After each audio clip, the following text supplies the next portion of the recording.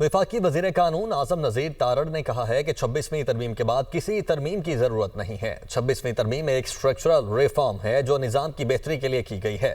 علم غیب کسی کے پاس نہیں۔ ضرورت کے تحت کل کو اگر کوئی چیز کرنا پڑی تو تمام اتحادی جماعتیں اور پارلیمنٹ بیٹھ کر سوچیں گی۔ ملک میں آئین معطل نہیں ہے۔ مجھے زیادہ خوشی ہوئی کہ خیبر پختونخوا حکومت اپنے صوبے پر زیادہ خرچ کرے اور عدالتی نظام کو بہتر کرے۔ 26ویں ترمیم ایک اسٹرکچرل ریفارم تھی جو کہ نظام کی بہتری کے لیے کی گئی ہے، تو میرا نہیں خیال کہ اس کے بعد ابھی کسی ترمیم کی ضرورت ہے۔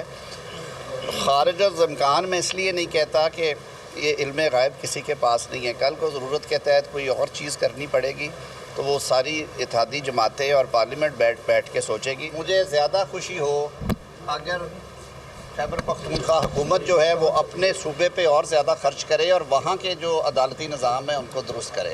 اب جو قانون کے مطابق مقدمات قائم ہوئے ہیں، آپ اگر بلوے کریں گے، آپ اگر فوجی تنصیبات پہ حملے کریں گے، آپ اگر سرکاری پراپرٹی جلائیں گے، پولیس وینز کو آگ لگائیں گے تو آپ کو پھولوں کے ہار تو نہیں پہنائے جا سکتے۔